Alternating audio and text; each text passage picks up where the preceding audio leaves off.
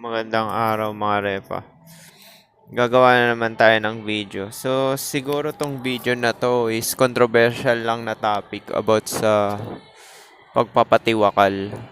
Wala pa akong video na ganito eh. So, mali ba magpatiwakal? Um, para sa akin, wala kasi morality eh. Okay lang naman magpatiwakal kung talagang nagdudusa ka na sa buhay mo. Tsaka, ah, wala naman din talagang point ng buhay dahil lahat tayo mamamatay. So, yung pagpapatiwakal is kinontrol mo lang yung destiny mo na ayaw mo na mabuhay. Dahil nagdudusa ka tapos gusto mo na matapos yung buhay mo dahil either bored ka na, sawa ka na, wala kang pera, wala kang makain, nagdudusa ka. So parang kinontrol mo lang talaga at pinabilis mo lang yung process ng death and dying. Actually, death ka na nga talaga nun eh. Patay ka na eh. So, kasi sa religion kasi 'di ba parang may mga brainwashing na masama daw magpatiwakal kasi hindi ka pupunta sa langit. Tapos, wala naman din kasing langit eh. Yun yung natuklasan ko, yun natap ko yung kawalan na energy na yun. Yung sinasabi ko enlightenment. After netong physical na consciousness is wala na rin talaga. Recycle lang to eh. Kasi yung disenyo talaga netong realidad na to is lahat talaga is mamamatay talaga. 'Di ba yun nga yung law of nature, 'di ba? Strong will live, weak will die. Ibig sabihin, gagawin mo ang lahat na makakaya mo para makasurvive ka. Ibig sabihin kakain ka ng mga karne, hayop, animal meat, prutas at gulay. Tapos, yun yung magno-nourish ng sperm cell mo. At yun yung magpo-produce ng viable sperm para makareproduce ka. So, yan lang talaga ang main reason bakit tayo nabubuhay. So, yung mga outside dito sa survival at procreation is distraction lang. Kagaya nitong entertainment, actually, yung mga entertainment, distraction lang din yan eh. Kasi, yun lang naman talaga purpose talaga ng buhay eh. Survival at procreation lang talaga eh. Yung mga entertainment, yung mga ganyan is maya yan. Fantasy yan sa utak natin na sinasabi. Okay mabuhay kasi mahalaga yung existence dahil nag-exist ka. Pero sa enlightened mind is pahirap tong existence kasi habang buhay ka magtatrabaho. Kahit na ayaw mo magtatrabaho, mapipilitan ka dahil sa survival nga. Mapipilitan ka magtrabaho or mang-scam or kung gagawin mo lahat ng makakaya mo para makasurvive nga. Kasi yun talaga yung disenyo talaga ng katawan ng tao eh. Na yun talaga punong-puno tayo ng limitasyon, nagugutom. Yung state nga na sinasabi ni SQS na deficiency, yan yung hunger. 24/7 kang hunger, 'di ba? Tapos yun yung mga desires mo na kumain, matulog, magpahinga, tapos entertain, excrete, tapos sex, which is magpo-produce nga ng panibagong offspring, which is yung reincarnation mo, replication ng DNA mo. So parang yun lang talaga yung main reason eh. So mabalik tayo dyan sa pagpapatiwakal. Walang masama magpatiwakal kasi wala naman talagang langit. Meron lang is kawalan, which is matatap mo yan habang buhay ka pa. So actually pag natap mo yan is para ka na rin talagang patay. Kasi yung experience niya is non-existence, non-dual, tsaka formless. Formless. Parang wala siyang shape. Walang edges, parang ganun. Parang ano lang siya talaga. Zero point nga. So, hindi yan, actually, sabi nga ni SQS, para ka na nga rin talagang patay. Pag na-reach mo yung enlightenment, is para ka na rin talagang patay. Sa state yun sinasabi ko ah. Kasi wala ka nang mararamdaman sadness, loneliness, yung mga ganyan. Merong ibang mga Buddhist na gano'n, na-reach nila enlightenment, nag-aano na sila talaga, nagpapatiwakal na, shortcut na nila.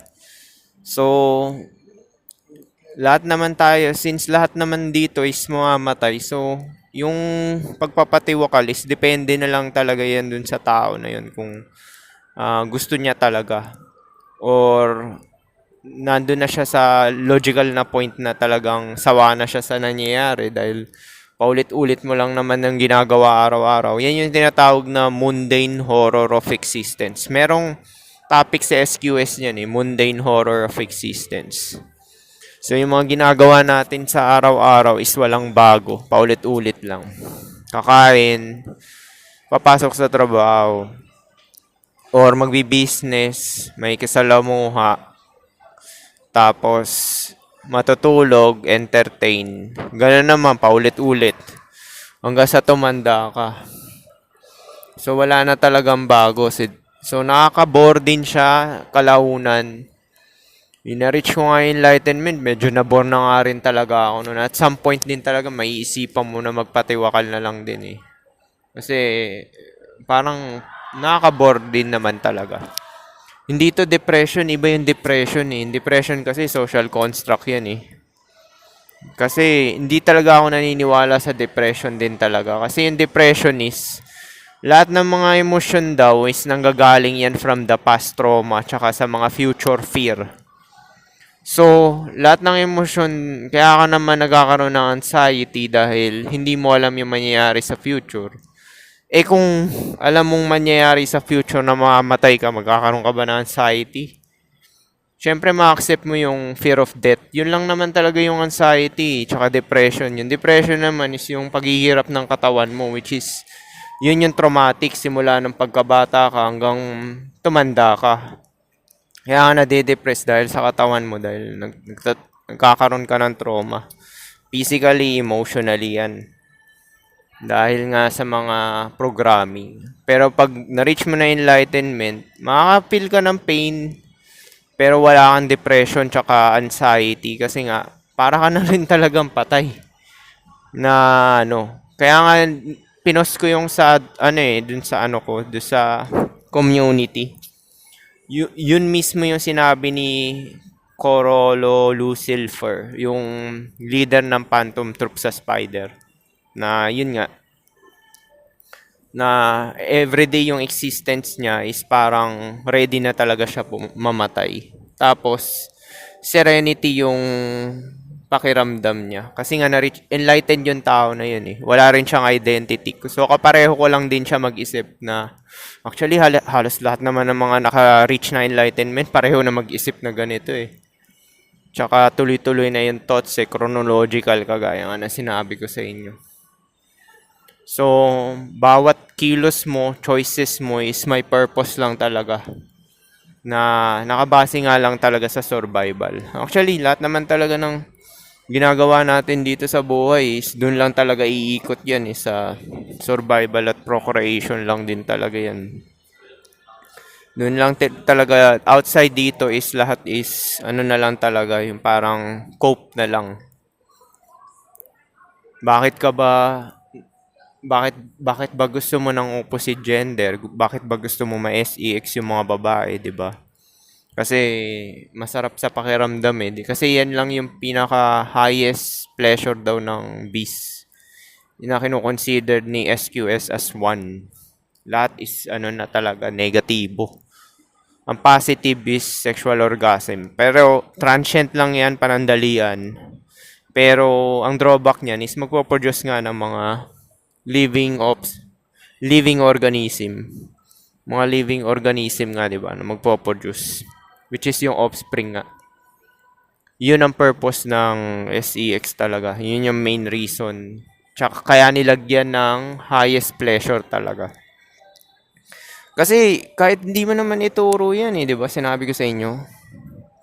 Kahit hindi mo siya ituro sa mga hayop, insekto, is ginagawa na talaga nila yung SEX. Ganon din tayo, hayop tayo, mga animals tayo, 'di ba? Human. So hindi tayo naiiba. Meron lang tayong tinatawag no parang spirit, yung nakakatap ng spirit o yung tinatawag nating wisdom na konting wisdom na nakakatuklas ng morality. Kung ano yung tama at mali. Diba sa mata ng Diyos? Pag na-reach mo yung enlightenment sa mata ng Diyos, ibig sabihin, lahat talaga dito is masama. Lahat sa existence. Kaya nga sa Gnostics, di ba? Ayaw nila, Gnostics tsaka mga Buddhists is ayaw nila mag-invest ng espiritu dito, essence. Kasi nga lahat dito is death and dying, tsaka panandalian lang. Ayaw nila matouch dito, kaya sila minimalist. Kagaya ko, ayaw ko rin magkotse kasi worry yan eh. Alalahanin pa yan ng spirito ko eh, di ba? So, tapos ayaw mo rin mag-anak, ayaw mo rin mag-asawa kasi nga bandage lang din yan dahil parang marami kang alalahanin. Kaya mas maganda talaga, bachelor life na lang talaga. Tapos, mag-pro ka na lang talaga or makipag-on sa ka FWB. Basta wag ka lang mag-aanak. Kasi yun yung trap eh, yung pag mag-anak ka eh. Pag mangyayari, iubusin yung oras mo dyan. Tsaka yung essence mo, tinatawag nating spirit.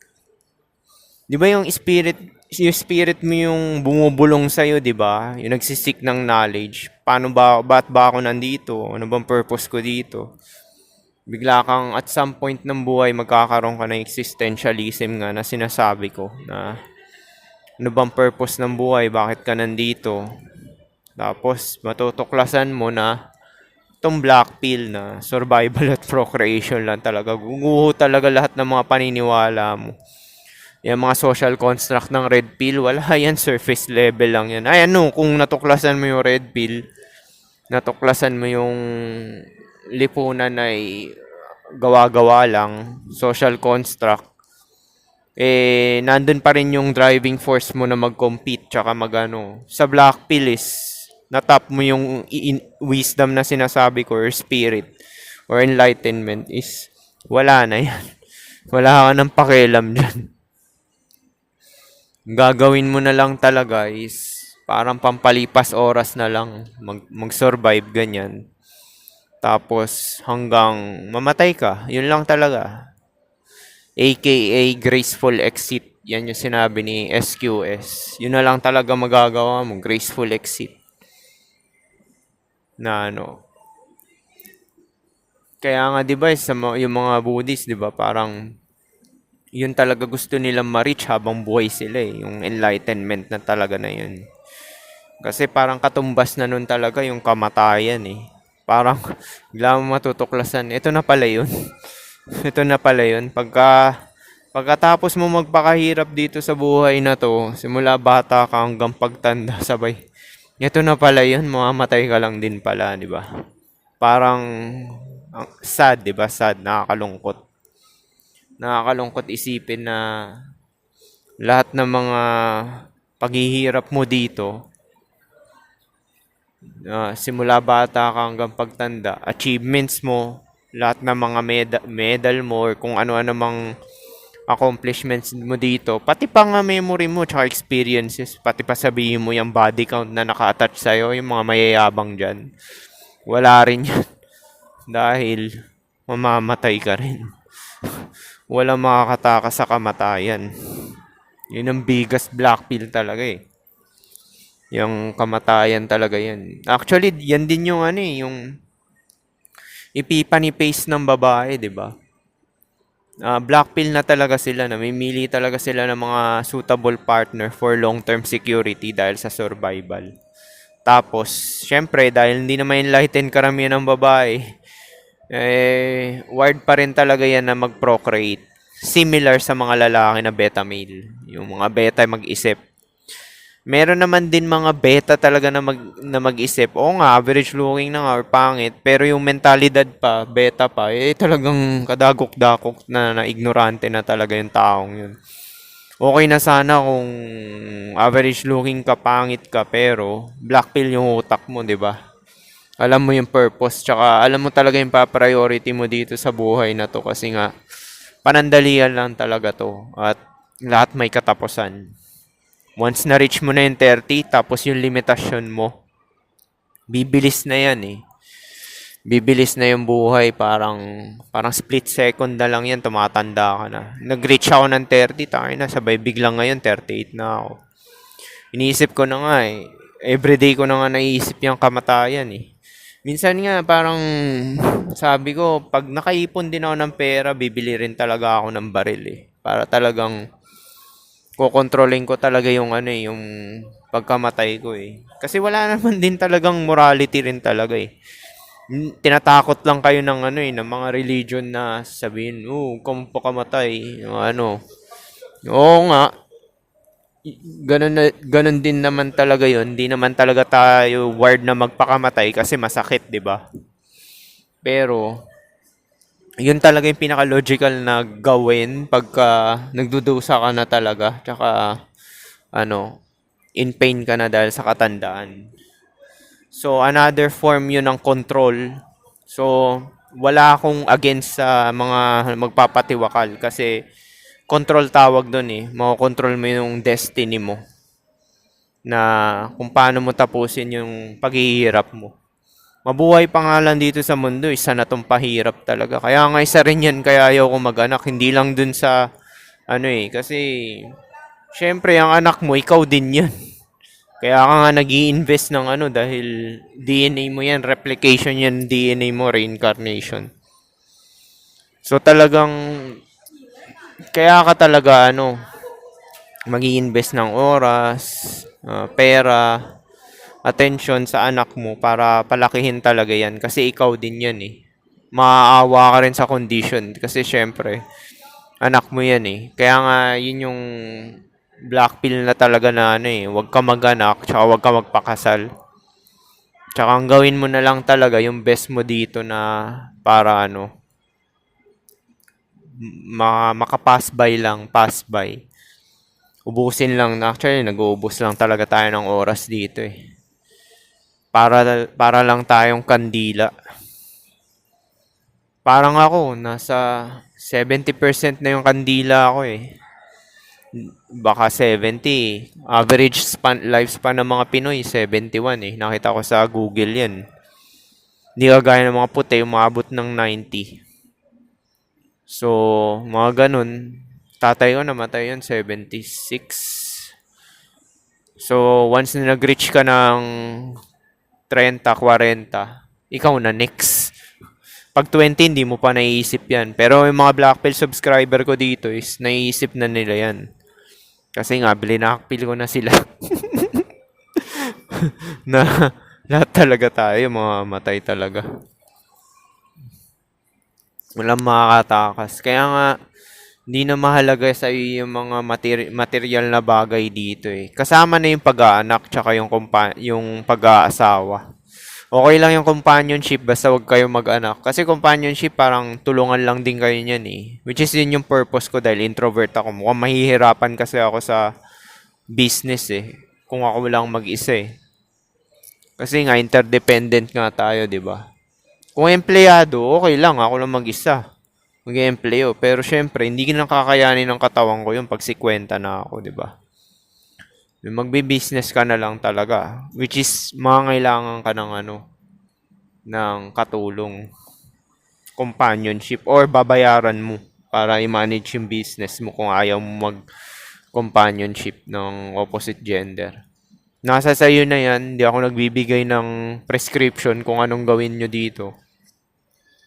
Sinasabi ko lang sa inyo is maximize nyo lang talaga kung ano yung meron kayo, tsaka mag-focus na lang talaga kayo sa mahalaga, which is yung survival nyo nga pagtanda.